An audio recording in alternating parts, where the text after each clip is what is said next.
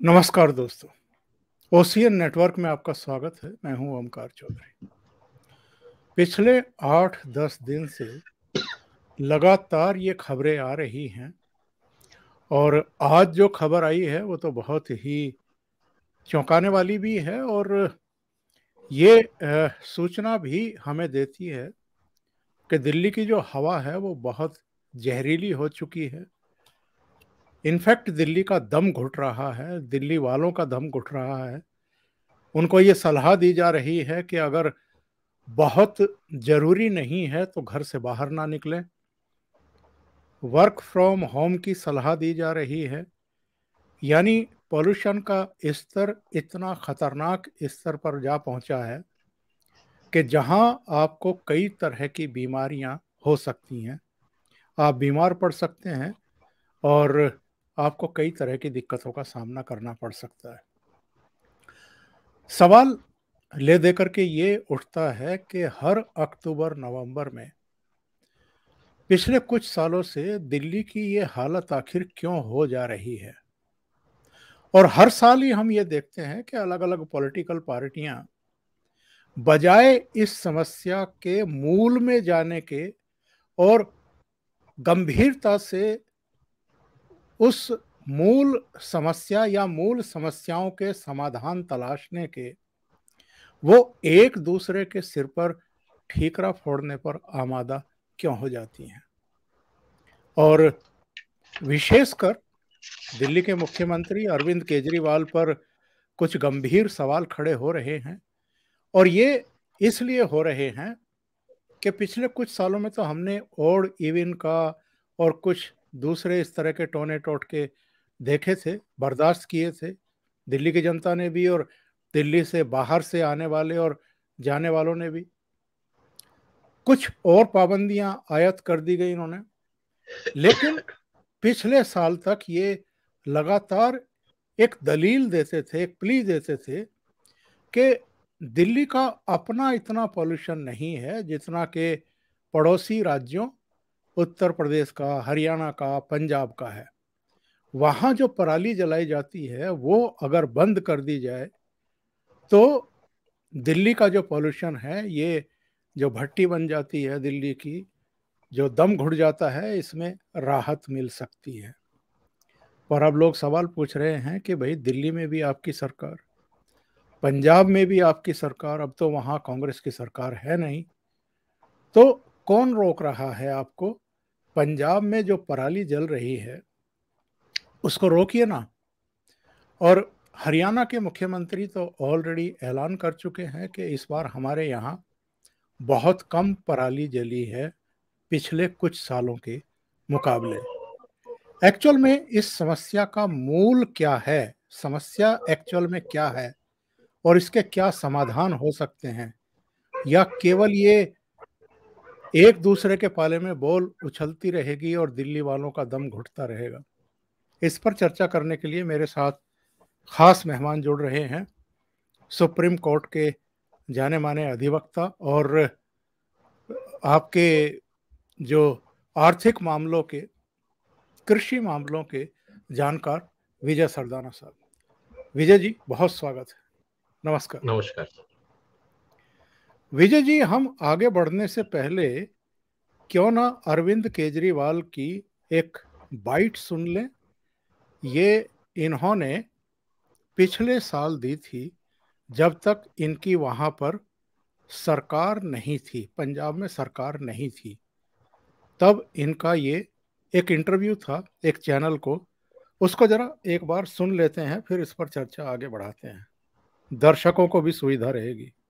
दिल्ली में हम लोगों ने पूसा रिसर्च इंस्टीट्यूट के साथ मिलके एक सोल्यूशन बनाया, chemical solution, bio chemical solution. वो सोल्यूशन छिड़कने से वो जो स्टबल है, पराली है, वो खाद में कन्वर्ट हो जाती है। It's a win win situation और इतना सस्ता है। दिल्ली सरकार ने दिल्ली के सारे खेतों में छिड़काव कर दिया फ्री में। पंजाब सरकार भी कर सकती है, यूपी सरकार भी कर सकती है, हरियाणा सरकार क्यों नहीं कर रहे वो लोग? इस सोल्यूशन को फ्री में बंटवा दो, सब जगह छिड़काव करवा दो फ्री में, इतना आसान है।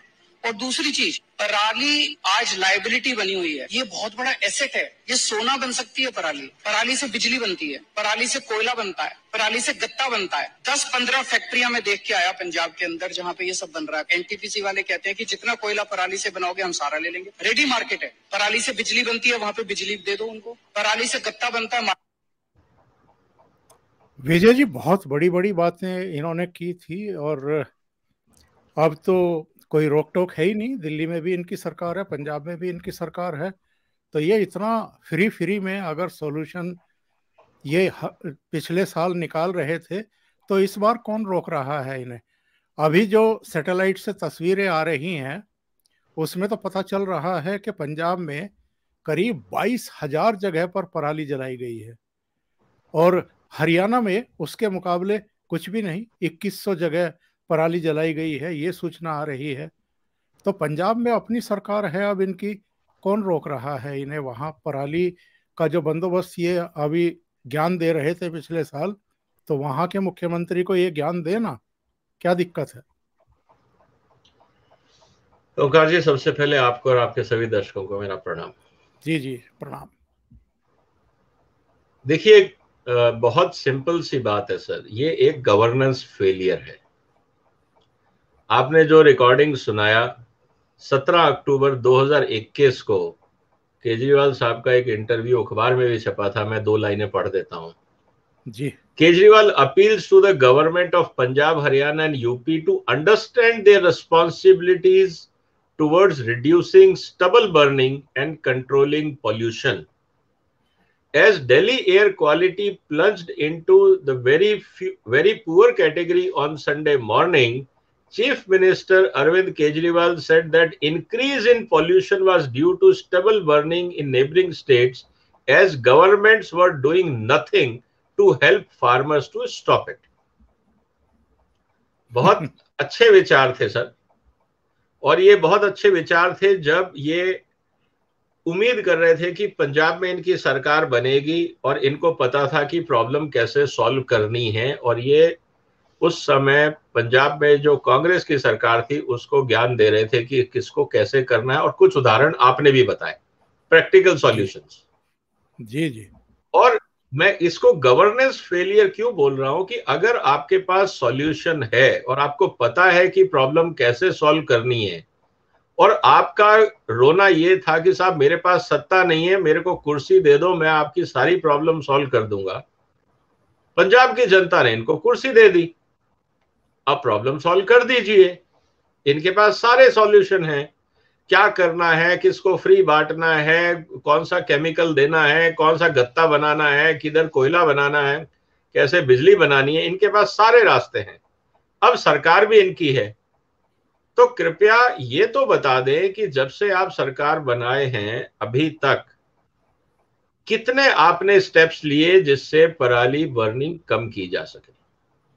कम से कम ये तो एक वाइट पेपर पंजाब की सरकार को हर 3 महीने में देना चाहिए कि हम ये कदम उठा रहे हैं। तो ये अब एक बात समझ में आती है कि एक आदमी सिर्फ बड़ी बड़ी बातें करके जनता को ये बताने के लिए कि मेरे पास सारे सॉल्यूशन हैं, और जब जनता भरोसा करके जिम्मेवारी दे देती है तो फिर ये वहां से अपना स्टेटमेंट बदल लेते हैं और वहां से फरार हो जाते हैं।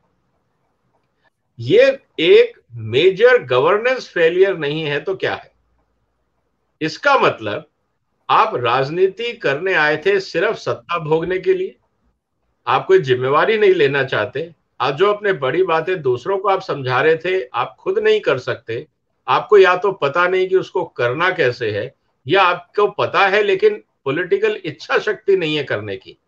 तो दोनों ही स्थिति में ये तो जनता के साथ धोखा हो गया। तो कहने का मतलब ये है सर कि अगर दिल्ली के चीफ मिनिस्टर और आम आदमी पार्टी के कन्वीनर जिनकी सरकार पंजाब में है, अगर ये मिलके, आपके पास दिल्ली में भी सरकार है, पंजाब में भी सरकार है, अगर आप आपस में मिलके एक दूसरे को नहीं समझा सकते, और एग्रीकल्चर स्टेट सब्जेक्ट है, एनवायरमेंट मैनेजमेंट स्टेट सब्जेक्ट है, केंद्र सरकार तो कानून बना सकती है, उसके आगे तो एनफोर्समेंट तो आपको करना है, आप वो भी नहीं करना चाहते। तो कहने का मतलब ये है कहीं ना कहीं ये इर्रेस्पॉन्सिबल गवर्नेंस है जो हमने दिल्ली में देखा। अब सत्ता पंजाब में मिल गई तो वहां भी इर्रेस्पॉन्सिबिलिटी है। अभी तो पहला साल है, इनको 5 साल वहां रहना है, और 5 साल में क्या होने वाला है पंजाब का, आपको बहुत ताजुब होगा। क्योंकि हर साल पंजाब में बिकॉज ऑफ पैडी, जिसके कारण पराली का प्रॉब्लम आता है, पंजाब की वाटर टेबल हर महीने 1 फुट कम हो रही है। और जब वाटर टेबल 1 फुट कम हो रही है तो 60, अभी इनके 60 महीने की सरकार है, तो ये मान के चलिए कि 60 फुट पानी पंजाब का खत्म हो जाएगा जमीन का। इसका मतलब 5 साल में तो पंजाब डेजर्ट बन जाएगा अगर ये हिसाब रहा तो अगर ये और अब आप ऊपर से सब्सिडी देंगे, लॉलीपॉप्स देंगे, तो मुझे लगता है कि पंजाब की जनता को ये समझना पड़ेगा कि आपने जिनके हवाले सत्ता करी है उनके पास आपके लिए कोई प्लान नहीं है। ना उनको ये पता है कि पराली कैसे मैनेज करनी है, ना उनको ये पता है कि वाटर टेबल कैसे बचाना है। तो अब पंजाब की जनता भगवान भरोसे है, या दूसरा तरीका यह है कि पंजाब की जनता खुद जिम्मेवारी ले और इस समस्या का समाधान करे।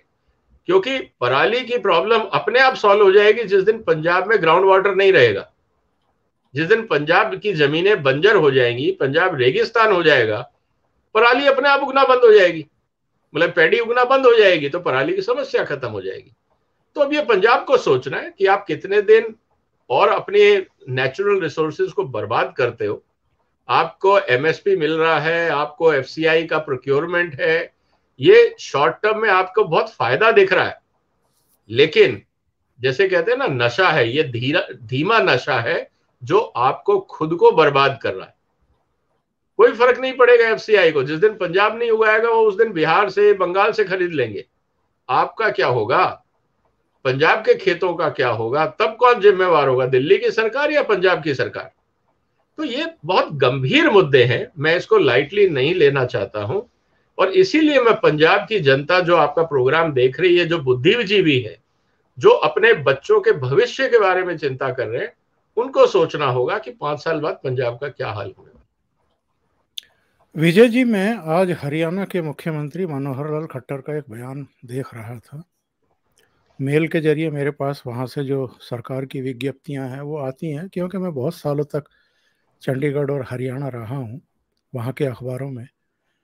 तो इसमें बयान में उन्होंने ये कहा है कि साहब, जिस तरीके से पंजाब के मुख्यमंत्री भगवंत मान किसानों को उल्टे भड़का रहे हैं केंद्र सरकार के खिलाफ, बजाय इसके कि वो पराली का प्रबंध करते, और जिस तरीके से हरियाणा ने काफ़ी कम कर दिया है, और उन्होंने डिटेल जानकारी दी है। उन्होंने कहा है कि किसानों को भड़काने से काम नहीं चलेगा, कदम उठाने से काम चलेगा।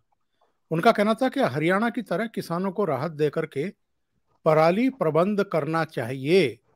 हरियाणा में पराली जलाने की घटनाओं में इस साल 25% की कमी आई है। 2022 में अब तक हरियाणा में पराली जलाने की जो घटनाएं हैं वो 2249 दर्ज की गई हैं, जबकि पंजाब में 20% की वृद्धि हो गई है। पंजाब में अब तक पराली जलाने की 21,500 घटनाएं सामने आई हैं। उनका कहना यह है कि हमने पराली के उचित प्रबंधन के लिए 1,000 रुपये प्रति एकड़ प्रोत्साहन राशि का प्रावधान किया है, और अगर किसान पराली की गांठ बना रहे हैं तो 50 रुपये अतिरिक्त हर क्विंटल पर उनको दिया जाता है। किसानों को फसल अवशेष प्रबंधन के उपकरण 50% और कस्टम हायरिंग सेंटर पर 80% का अनुदान भी हम दे रहे हैं।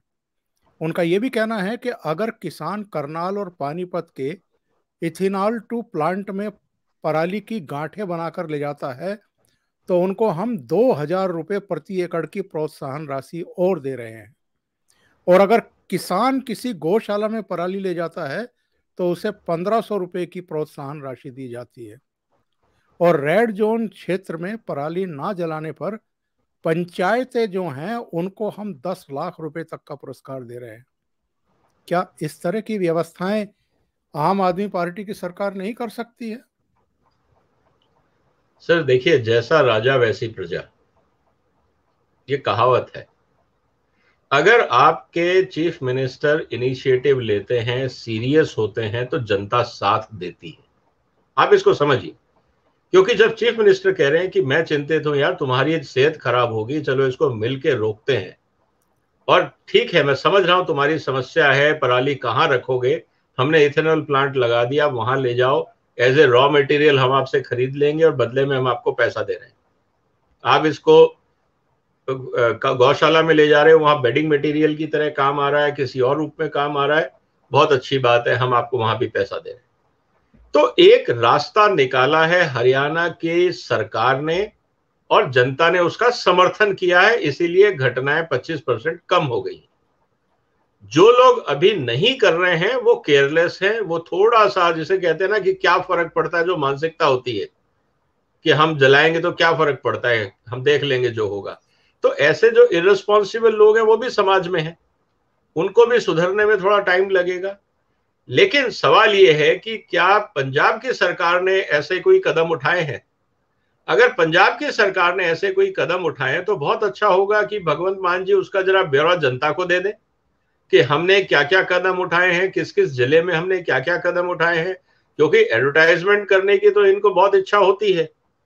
तो जितना पैसा ये एडवर्टाइजमेंट में और अपने गुजरात इलेक्शन में पंजाब का प्लेन ले जाके बर्बाद कर रहे हैं, कम से कम जितना इन्होंने अपने ट्रेवलिंग पे खर्चा किया है पिछले कुछ महीनों में इलेक्शन के लिए, अगर ये बता दें कि उसमें से कितना % इन्होंने पॉल्यूशन कंट्रोल के लिए किया है। दूसरा, केंद्र सरकार ने जो इनको सहायता दी है, पैसे की फाइनेंशियल सपोर्ट जो दिया है, उसका इन्होंने क्या उपयोग किया, उसका ब्यौरा भी जनता के सामने रख दें। देखिए क्या होता है कि अगर जनता को लगता है कि स्टेप सही हो रहे हैं, तो एक ये भी आप मान के चल लीजिए कि मान लीजिए आज केजरीवाल साहब कहते हैं कि देखिए मेरे पास उदाहरण के लिए 20 डिस्ट्रिक्ट है, मेरे पास जितना पैसा था मैंने 3 जिलों में ये सब काम कर दिया, वहां पॉल्यूशन कम हो गया है, अब मेरे पास पैसा नहीं है, अगर मिलेगा तो मैं 17 में और कर दूंगा। तो आपको क्या लगता है कि दुनिया में पैसे की कमी है?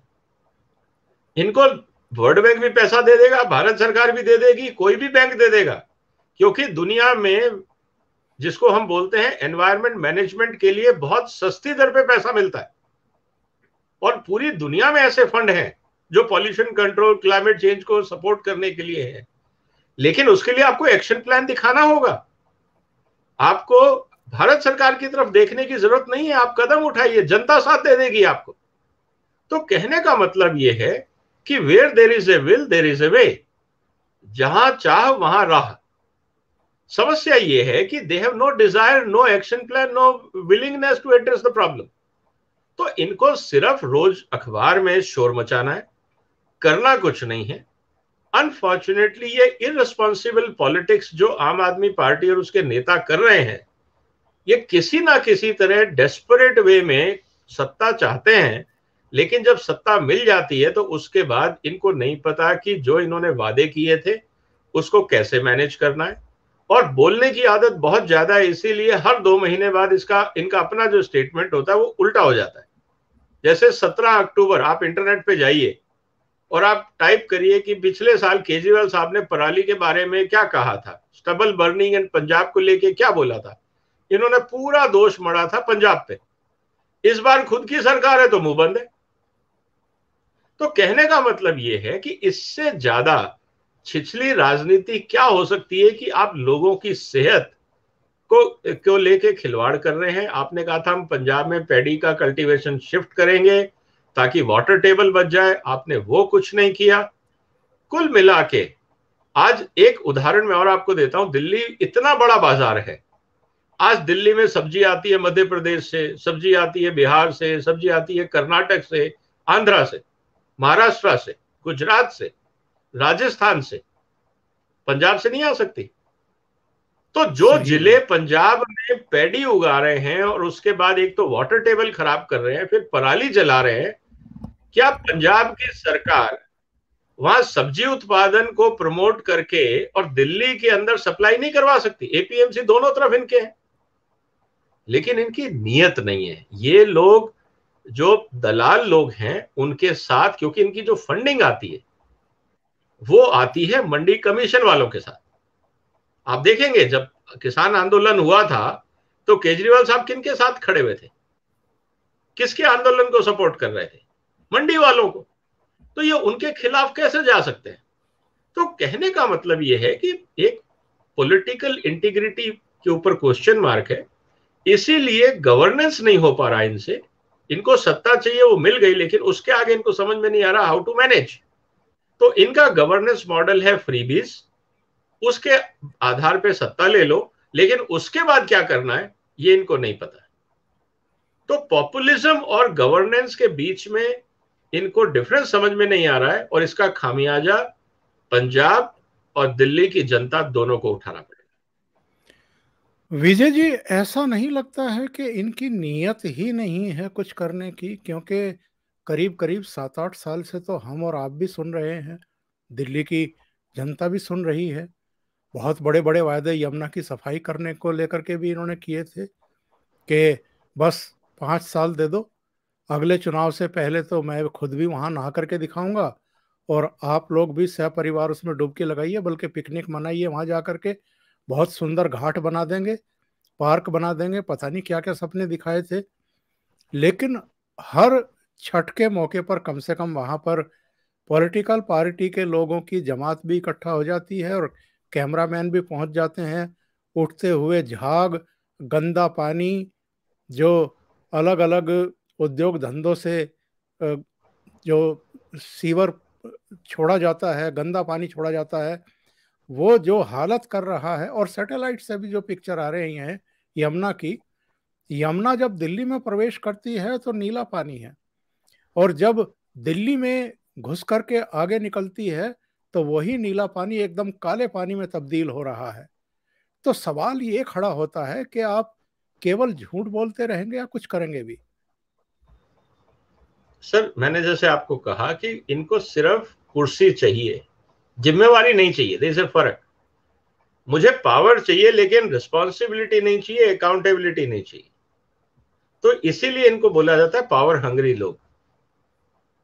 और ऐसे लोग समाज में बहुत खतरनाक स्तर के होते हैं। अभी यही सवाल जो आपने किया गुजरात में, वहां प्रेस कॉन्फ्रेंस में पत्रकारों ने पूछा कि आपने यमुना का घाट बनाने की बात कही थी, क्या हुआ? तो इनका ये कहना था कि मेरे पास तो 2025 तक का टाइम है, अभी बहुत टाइम है मेरे पास, जल्दी क्या है, मैं कर दूंगा। 25 में आप आइए, तब मेरे से सवाल करिएगा, मेरे चुनावी वादे मैंने पूरे किया है नहीं किया। अभी आप मेरे से क्यों पूछ रहे हो? अभी तो पहला साल ही है। लेकिन ये पिछले 5 साल का भी हिसाब नहीं बता रहे। तो कहने का मतलब ये है कि सर, इनको भी पता है कि इन्होंने कुछ नहीं किया। अनफॉर्चुनेटली कम्युनिकेशन गैप है कि दिल्ली में जितने इन्होंने वादे किए उनको पूरा नहीं किया, या पंजाब में जो वादा किए वो पूरे नहीं किए। इसीलिए गुजरात में जब भी ये जाते हैं तो वहां एक नई कहानी बनाते हैं ताकि जनता को लगे कि नहीं, दिल्ली और पंजाब में बहुत काम हो रहा है। अनफॉर्चुनेटली अब वो सोशल मीडिया का जमाना है तो सच्चाई भी परकोलेट होती है। तो कहने का मतलब ये है कि सर, इनकी ये मतलब कि जब आपने सत्ता में आए हो, एक मॉरल रिस्पॉन्सिबिलिटी है दिल्ली की जनता के लिए भी और पंजाब की जनता के लिए भी। अगर मान लीजिए केंद्र सरकार आपको हेल्प नहीं कर रही है तो क्या आप कुछ नहीं करेंगे? लेकिन क्रेडिट लेने में तो आप कभी ये नहीं कहते कि केंद्र सरकार ने हेल्प किया मेरी। लेकिन जब आपको गाली देनी होती है तो बाकी सबको गाली देते हो अपने अलावा, लेकिन जब क्रेडिट लेना होता है तो अपने अलावा किसी को क्रेडिट नहीं देते हो। तो ऐसा कैसे हो सकता है कि सिर्फ अच्छे काम आप कर रहे हैं और सारे गलत काम कोई और कर रहा है, और उसमें किसी अच्छे काम में किसी और की भागीदारी है ही नहीं, और गलत काम में आपका कोई रोल है ही नहीं? मतलब कहने का मतलब क्या है सर, कि इसीलिए मैं कह रहा हूं कि दिल्ली और पंजाब में जो सबसे बड़ी समस्या है वो फेलियर ऑफ गवर्नेंस है। इसीलिए, और इस समय इनका सिर्फ एक है, किसी तरह से चुनाव जीतना। क्योंकि इनको ये पता है कि अगर इनको नेशनल पार्टी बनना है तो इनको देश में अलग अलग जगह हाथ पैर फैलाने हैं। इनको अगर पॉलिटिकली इन्फ्लुएंशियल होना है तो इनको एमपीज और एमएलएस चाहिए, तो इनको पावर चाहिए, इनको स्टेटस चाहिए, इनको जिम्मेवारी नहीं चाहिए। इसीलिए ना तो ये कोई कागज साइन करते थे, ना इन्होंने कोई जिम्मेवारी ली थी। और इसीलिए एलजी साहब ने जब कहा तो इनके लिए मुश्किलें हो गई। तो कहने का मतलब ये है सर कि अनफॉर्चुनेटली इंडियन पॉलिटिक्स में ये एक बहुत बड़ी ट्रेजेडी है कि जो भारत की जनता है जब वो वोट देती है वो भी अपने विवेक का इस्तेमाल नहीं करती है। तो जो जनता ने चुना वो उनको मिला। आज पंजाब की जनता ने एक लीडरशिप चुनी है, अब वो अच्छी है या खराब है भुगतना तो पंजाब को है, उसका साइड इफेक्ट दिल्ली वालों को भुगतना है। अगर दिल्ली का मुख्यमंत्री और पंजाब का मुख्यमंत्री आपस में बैठ के कोई रास्ता नहीं निकाल सकते, लेकिन ये सेंट्रल गवर्नमेंट को कह रहे हैं, तो कहने का मतलब ये है कि आप आपस में बैठ के एक मॉडल तो बनाओ। आप वहां के किसानों के बिहेवियर चेंज के लिए आपने क्या किया? आपके पास पूरा बजट है, आपने उसमें से क्या क्या प्रावधान किया पराली जलाने को रोकने के लिए? आप बजट बता दीजिए। क्या एडमिनिस्ट्रेटिव और कानून बदले आपने जिससे पराली जलाना कम हो, वो दिखा दीजिए। क्योंकि इनकी नजर सिर्फ टैक्स पेयर के पैसे पे रहती है कि सेंटर से मिल जाए, कहीं और से मिल जाए टैक्स पेयर का पैसा जिसको मैं बांट लूं और कुछ अपने पॉलिटिकल एजेंडे में लगा लूं, मेरी दुकान चलती रहे। प्रॉब्लम सॉल्व हो या ना हो उसके लिए इनको कोई इंटरेस्ट नहीं। तो प्रॉब्लम यही है कि एक तरफ उनको चाहिए पावर, इररिस्पॉन्सिबल पावर, और दूसरी तरफ इनको चाहिए टैक्स पेयर का पैसा। ये दो चीजों से इनका पर्सनल एजेंडा पूरा होता है कि मेरे पास पावर भी है, मेरे पास पैसा भी है, अब मैं जो चाहूं मस्ती करना है मुझे करे। जनता का क्या हो रहा है, पर्यावरण का क्या हो रहा है, बाकी क्या हो रहा है, उसमें हमें कोई इंटरेस्ट नहीं।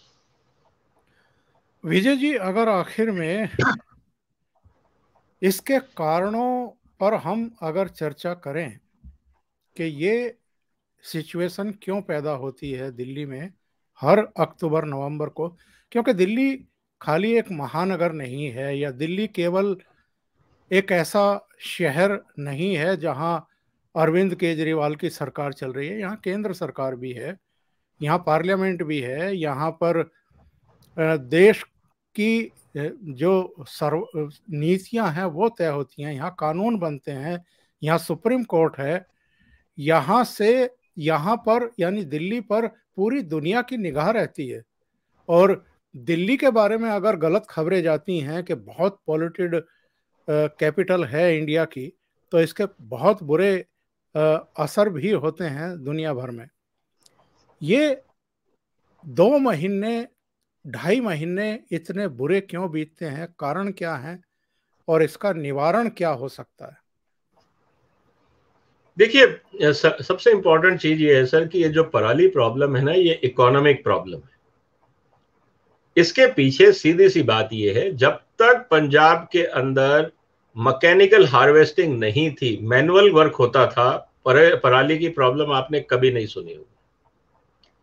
पंजाब के किसान को भी लाइक बाकी सेक्टर में भी उनको भी लगा प्रॉफिट कमाना है, उन्होंने कहा लेबर हटाओ, मशीनें लाओ। मशीनें लाए, मशीनें डिफेक्टिव डिजाइन की हैं। उनका भी ये था कि भाई हमें वेस्ट मैनेजमेंट या जो बायोमास मैनेजमेंट है उससे मतलब नहीं है, हमें तो सिर्फ अपने काम की चीज निकालनी है जिसको बेच के पैसा कमा लेंगे, और बाकी जो पराली बच जाएगी उसको अगर मैनुअली हटाना है तो जरूरत क्या है, एक माचिस की तीली लगाओ, काम खत्म। उससे सस्ता आपके पास ऑप्शन नहीं है। अगर आप उस पर मशीन भी चलाओगे, ट्रैक्टर भी चलाओगे, कोई और अप्लायंस भी चलाओगे तो खर्चा लगता है, वो भी 100, 200, 500 रुपए एकड़ का लगेगा, वो भी क्यों देना है? तो सेल्फ सेंटर्ड अप्रोच ये हो गई पहली बात। पराली और वीट के बीच में करीब 15 से 20 दिन का टाइम रह जाता है सोइंग में।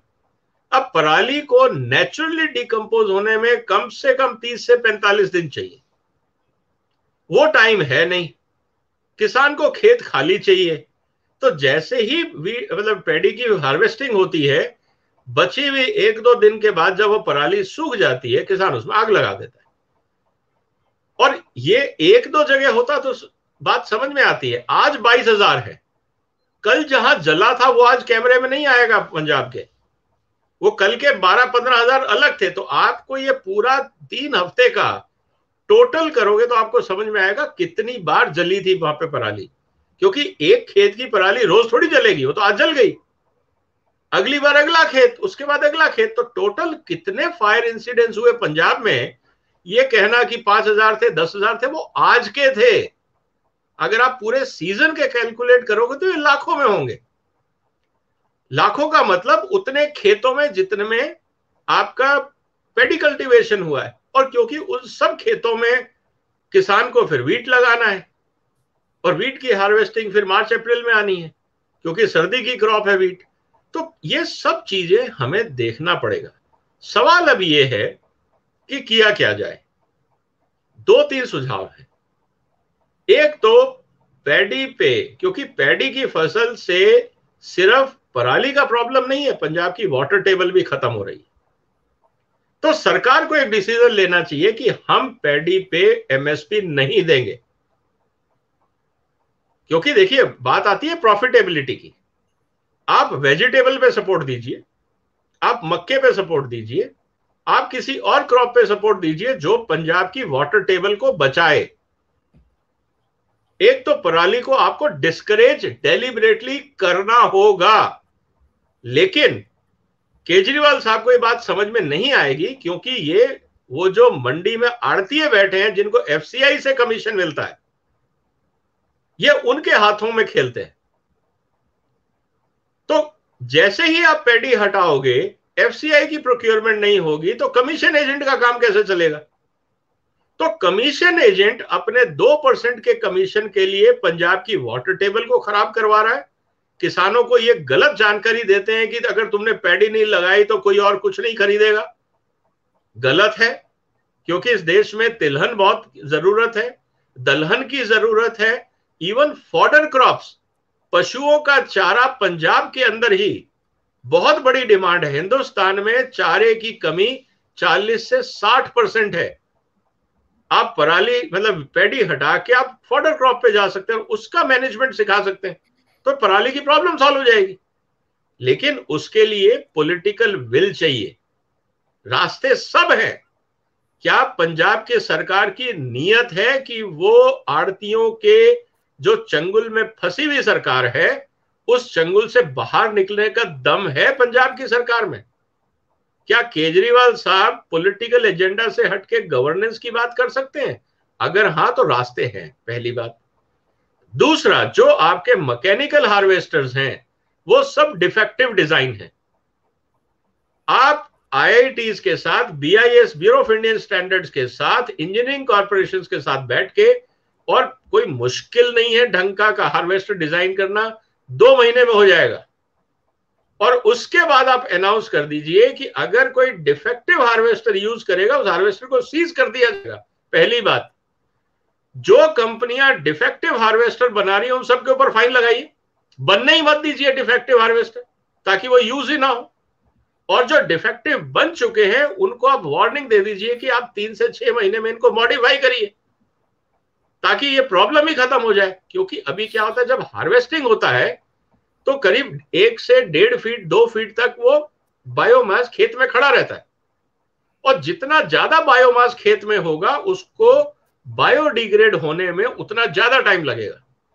तो अगर उसको क्लोजर टू ग्राउंड अगर वो हार्वेस्टिंग होगा, 3-4-5 इंच रह जाएगा, तो आप उसको जमीन में मिला के एज ए ऑर्गेनिक मटेरियल वापस मिट्टी में मिला सकते हैं। आपकी मिट्टी में ऑर्गेनिक मैटर बढ़ जाएगा, वाटर एब्जॉर्प्शन कैपेसिटी बढ़ जाएगी, फर्टिलिटी इंप्रूव होगी।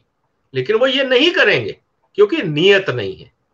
और चौथी बात, आपको दिल्ली इतना बड़ा मार्केट है, बहुत, जो आपके हाईवे के आसपास जो बाकी किसान है जहां सबसे ज्यादा प्रॉब्लम है, उनको बोलिए आप सब्जी उगाइए। पंजाब गवर्नमेंट वहां ट्रांसपोर्टेशन दे सकती है, मंडी से सब्जी उठाओ, सीधा दिल्ली की मंडी में लाओ, और आप रेट फिक्स कर दो कि भाई जो भी सब्जी दिल्ली में बिकेगी 10 रुपए किलो। आज आप और हम 70-80-100 रुपए किलो सब्जी खरीद रहे हैं ना।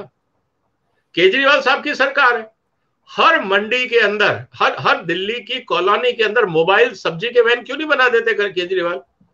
पंजाब की सब्जी आए, उसके अंदर इंसेंटिवाइज करे कि भाई पेस्टिसाइड मत डालो, कम से कम डालो, ताकि हेल्दी सब्जी रहे, और सीधा वो सब्जी आप दिल्ली की मंडी में लाइए, वहां से अपने वैन्स में डालिए और सारे मोहल्लों में पहुंचा दीजिए। फ्लैट रेट रख दीजिए 20 रुपए किलो, क्या पंजाब की सब्जी नहीं बिकेगी? आज मंडी में वही किसान 3, 4, 5 रुपए किलो सब्जी बेच रहा है। आप सीधा पैसा वापस किसानों तक 10 से 20 रुपए किलो सब्जी का दे दीजिए। वो पैडी क्यों उगाएगा? क्योंकि पैडी से ज्यादा वो सब्जी में कमा लेगा। और सब्जी महीने 1.5 महीने की क्रॉप है, ना उसमें कुछ जलाना है ना कुछ करना है, पानी भी कम। तो कहने का मतलब है कि रास्ते सब है, नीयत चाहिए। सवाल नीयत का है। Where there is a will there is a way. और यही कमी है दिल्ली और पंजाब की सरकारों में, क्योंकि उनको सिर्फ गलतियां निकालनी है। अपनी गलतियां छुपाने का सबसे अच्छा तरीका दूसरे को गलत बता दो, ताकि कोई मेरी गलती ना देखे। करना कुछ नहीं है। तो मेरा सिर्फ निवेदन यह है कि दिल्ली और पंजाब सरकार अपने जिन मतदाताओं ने आपको वोट दिया है, कम से कम उनसे ईमानदारी बरतो। उनको हर महीने ये अपडेट छाप के बता दो कि आपने क्या क्या कदम उठाए इस महीने, जिससे पर्यावरण दिल्ली का और पंजाब का सुधरता रहे। सिर्फ पराली की बात नहीं है, वाटर टेबल है, एयर पॉल्यूशन है, बाकी चीजें हैं, वेस्ट मैनेजमेंट है, सॉलिड वेस्ट मैनेजमेंट है, लिक्विड वेस्ट मैनेजमेंट है, सीवेज ट्रीटमेंट है। ये सारे पॉल्यूशन प्रॉब्लम्स है। हर महीने क्या दिल्ली के मुख्यमंत्री और पंजाब के मुख्यमंत्री, छोड़ दीजिए ना केंद्र सरकार को, भाड़ में जाए केंद्र सरकार, आपकी चिंता दिल्ली और पंजाब होनी चाहिए। आप वहां दोनों राज्यों में पर्यावरण सुधारने के लिए क्या क्या कदम उठा रहे हैं, हर महीने कम से कम एक डॉक्यूमेंट तो दे दो, ताकि जनता को लगे कि यू आर सीरियस। उसमें आप फोटो लगा लीजिए, हमें कोई दिक्कत नहीं।